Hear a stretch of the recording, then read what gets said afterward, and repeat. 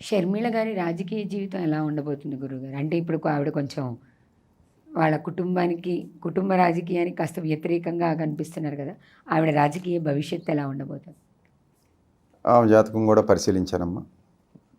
So ఆమె ఆంధ్ర రాజకీయాల్లో పెద్ద ప్రభావం ఏం చూపదు. అంటే ఎందుకు ఇప్పుడు ప్రతికూల పరిస్థితులు ఏర్పరుచుకున్నారు ఆవిడ? వ్యతిరేక దిశలో ఉండడానికి ఏమన్నా కారణాలు ఉన్నాయా? అదంతా దైవలిఖితం. భగవంతుడు లిఖించినట్టు అక్కడ ఆడాల్సిందే పాత్ర. ఆ పాత్ర పోషిస్తుంది కనుక పోషించాల్సిందే ఆమె. కానీ ఆమె పోషించే పాత్ర వల్ల పెద్ద మార్పులు చేర్పులు ఏం లేవమ్మా. ఆమె ప్రభావం ఏమి ఆంధ్ర రాజకీయాల మీద ఉండదు. తెలంగాణలో ఎలాగైతే లేదో ఆంధ్రాలో కూడా అలాగే ఉండదు. కానీ మీకు మిగతా వాళ్ళకి తేడా ఉంటుందిగా గురుగారు. మీరు ముందుగా తెలుసుకొని చెప్తున్నారు కదా. అవును. కాబట్టి ఇక్కడ ముందుగా తెలుసుకుంది నేను చెప్పేది ఏం లేదమ్మా, అంతా అదే. అంటే మళ్ళీ చెప్పేటప్పుడు ఇంకొకసారి పరిశీలించుకొని ఎప్పటికప్పుడే పరిశీలించాలమ్మా. ఒకప్పుడు నేను ఇదే ఇంటర్వ్యూ ఇచ్చాను, 305 సీట్లు అన్నాను. ఈరోజు పరిశీలన చేస్తే 310 సీట్లు.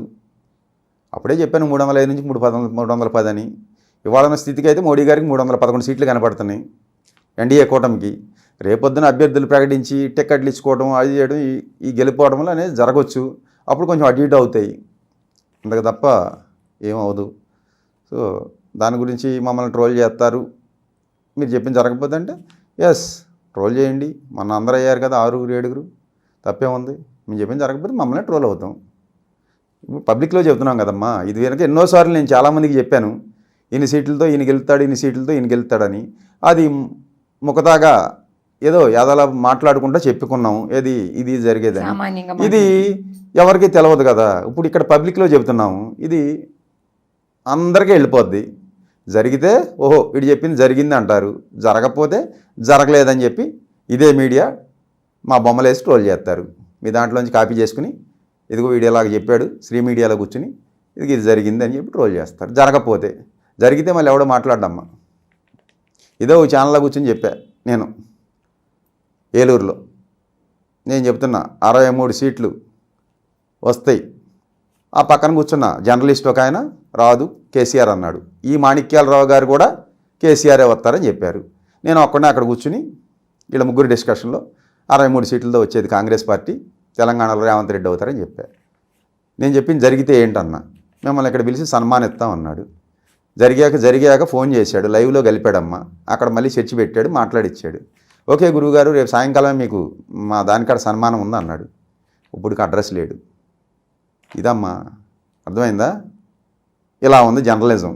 ఏంటి చెప్తారు చెప్పండి. ఇప్పుడు జరగని వాటికి వాళ్ళు సరిగ్గా చెప్పనట్టుగా గురుగారు. సరే జరగని చెప్పండి, వదిలేండి అమ్మా. నేను చెప్పింది జరిగితే మీకు తెలిసి శాల్వా కప్తాను మా విలేకరులు అందరూ నన్ను పిలిచి చెప్పాడు పబ్లిక్గా. ఓ జర్నలిస్టు ఇవాళ కనీసం ఫోన్ లేదు.